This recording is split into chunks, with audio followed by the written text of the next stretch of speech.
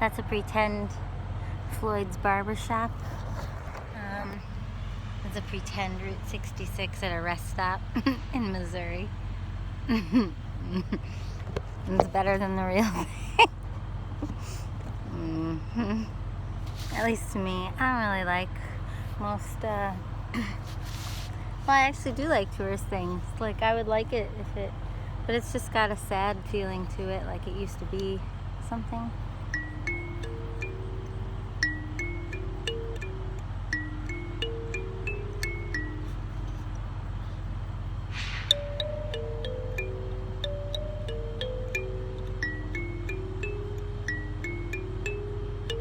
I'm really tired, and I have 5 more hours to drive today and 4 tomorrow, so just kind of adjusting back to this Midwest feeling and all the grass and the trees and the dense feeling air. It's like drinking a cloud with your nose. I've felt that a long time, especially in Michigan.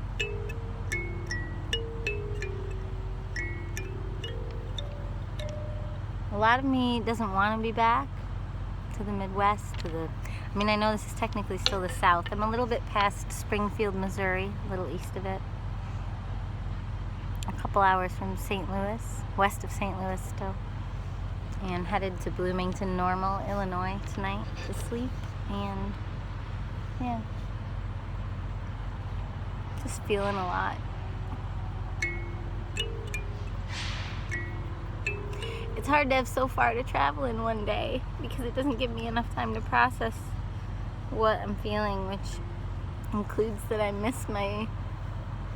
just was in my bag and I saw the little diary that my niece and I are exchanging, and then I saw the little baggies that we had for sandwiches that her mom, my sister, and best friend packed for me on the day that we went to St. Elmo's, which is a ghost town that's amazing and mind-bending and way up in the mountains, right by their land, which is at 11,000 feet. Their land is. And that's where I fed those chipmunks, if you saw that video. Search Jessica in the Rainbow Chipmunks or Feeding Chipmunks or something, you'll find it. And if you want to see a video of me for like 11 minutes pointing my camera right in the face of chipmunks while they eat seeds. Anyway, I think I'm too sad to write a song, and I don't know. The other feeling I'm having is I want to just immediately be back and give my boyfriend a humongous hug, because he puts up with, this is the second 2-week-long trip that I've taken in the last month and a half.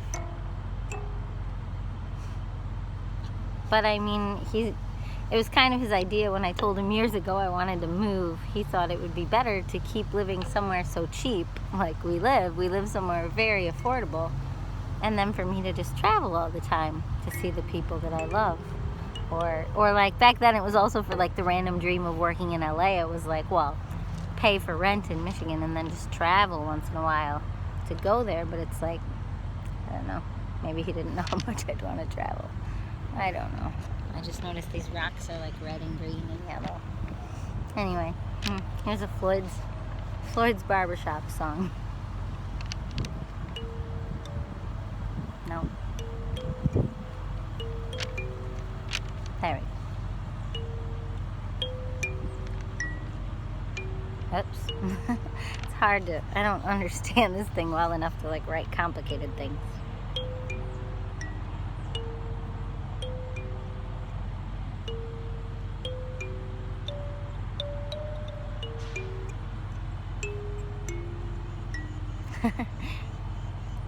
You are wanting,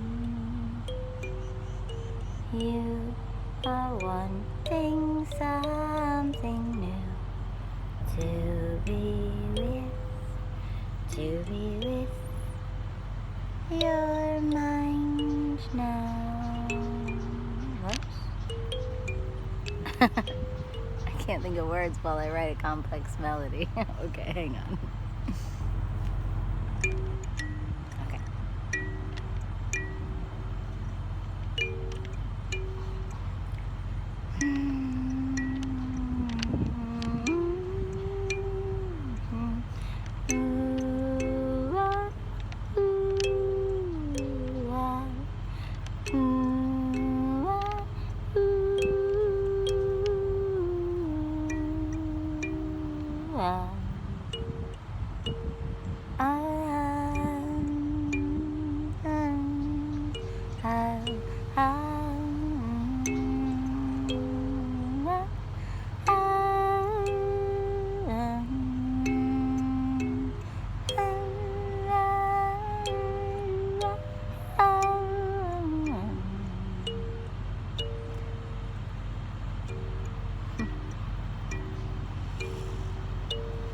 Hurry up, settle down.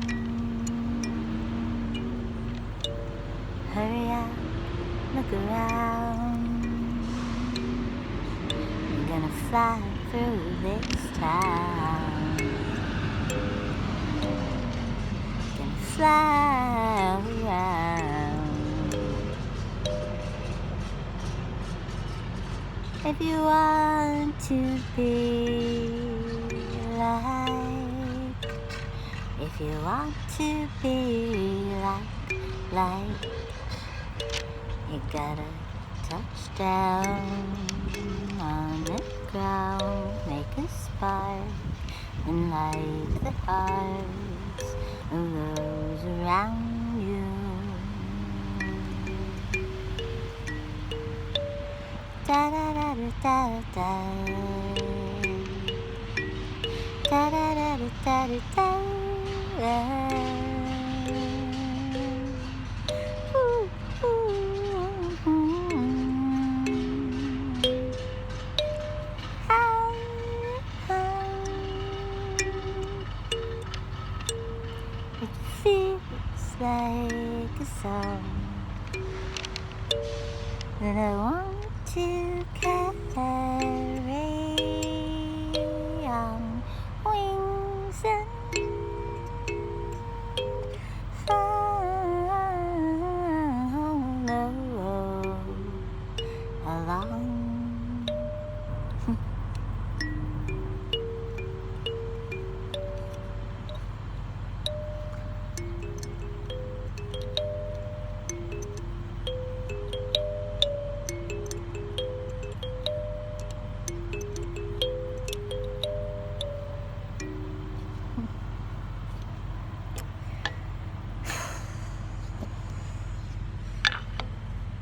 It's very pretty here. Honestly, I'd be very happy. I wouldn't be sad at all if I could just sit here for an hour and journal and feel, but it's like the longer I sit here, the darker the night will be. I finally understand people who are always in a hurry. I used to be much more in a hurry because I always had work that was on a heavy schedule.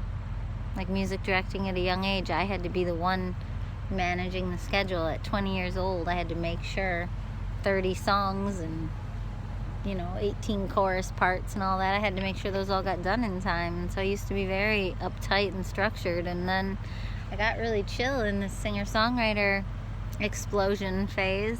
I've always been writing songs, but nothing like this. I have never been like this. 5 years ago, the closest would be like, I guess starting in 2008, I kind of got like this, but for the first 5 or 7 years of that, since 2008, it was all private. I was gonna say secret, but it wasn't secret. I told people I wrote hundreds of songs a year, but it's private. It was my little handheld recorder. Now it's this weird, like, I'm on kind of thing. Like, hey guys.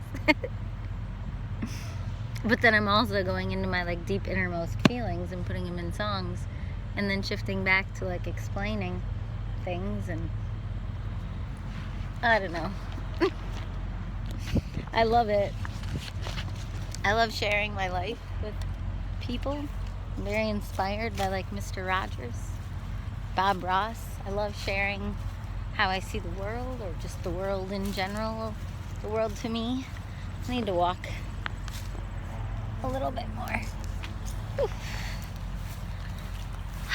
I'll take you on the pretend Route 66. This is gonna get a little wobbly. I realize my camera work leaves much to be desired, but I don't know. Here's Larry's motor. See, they're just picnic benches, but they have here, Larry's Motel. That's what it says. Here you go. Little pretend facades. Aw, a gas station. Okay, hold on. Let's go get some gas. It's just so charming. It's just a picnic bench.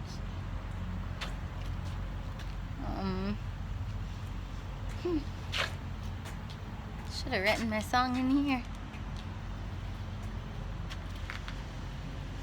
I guess that's what I get for not coming to the end.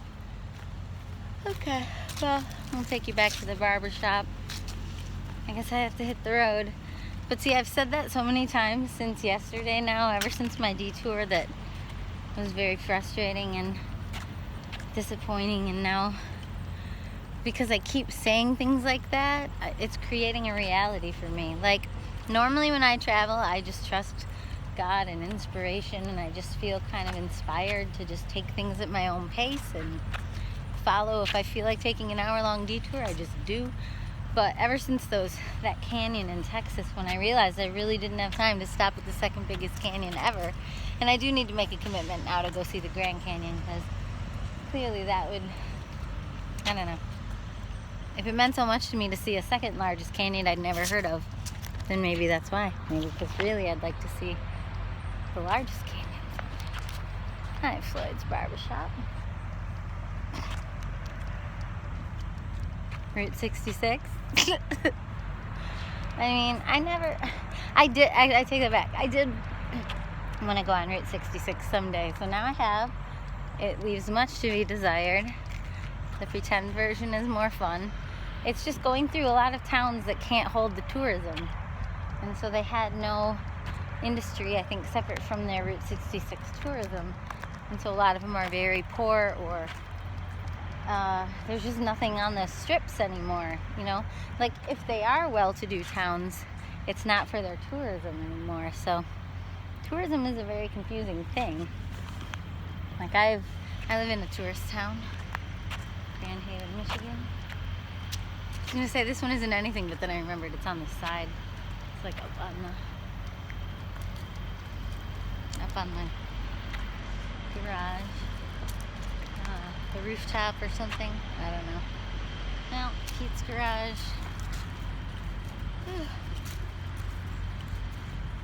Rand's garage. That's about it. It says Conway. I don't know. I'm in Missouri. I always wanted to come to Missouri. I guess I'm just a little regretful at how fast I have to go through it, but there's no other way around that. I had to work. I haven't taken a single day off work. Plus, I finished the recital video, and I gotta send that tonight from the hotel. I don't have to. I could send it tomorrow. But I'm just tired. This is a lot to expect myself to be able to achieve. To have gone away for, let's see, like 17 days, 18 days. Maybe it'll be 19 by the end. I don't know. I'm math.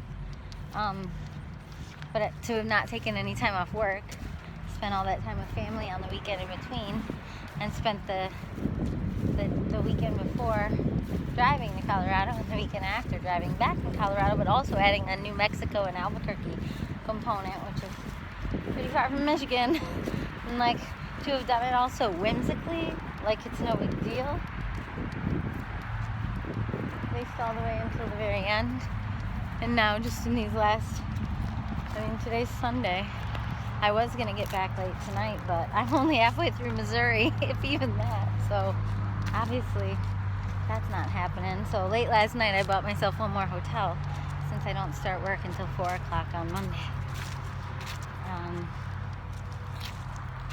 So, just tired. It sucks to be this tired, though, because that was my refreshing break, but now I still have 5 more hours to go. And I just want to be safe, you know? I really, really, really want to be safe so that my family and my boyfriend can all be proud of me and not feel scared that I do something like this. But I'm so tired that I don't feel as safe as I'd like to. Like, it doesn't feel safe when you're this tired. So I'm trying to honor that and stop more. And by stopping so much, now I'm making it later and later at night that I have to go till, so it's like that's less safe too. So it's just, sometimes there's just not good options. That's what I want to say about life. There's my metaphor for life. The other metaphor for life is those two baggies, one that said Brooklyn, my niece's name, and one that said Jess. Mine had gum inside of it, but I was gonna save them because I was like, why throw them away if I don't want to? I'm feeling sentimental, and I cried. So I kept these stupid sandwich baggies, but then mine had gum in it. I was gonna put hers inside of mine, but mine had gum in it. So then I had to put my baggie inside of Brooklyn's, and I was like, ugh, maybe my nieces meant to help me instead of the other way around. Sometimes we assume that whoever's older helps the younger, but I just don't think that's true. And there's a metaphor of having gum stuck inside of a baggie, and that's how I interpreted it, and you can laugh at me. I mean, please don't. Or actually go right ahead, but just don't watch anymore if you think I'm absurd. I think I'm absurd, but I still get meaning out of it, even when I tell you the funny story about gum in my baggie that made it so I shouldn't put my niece's baggie in there, so I did it the other way around.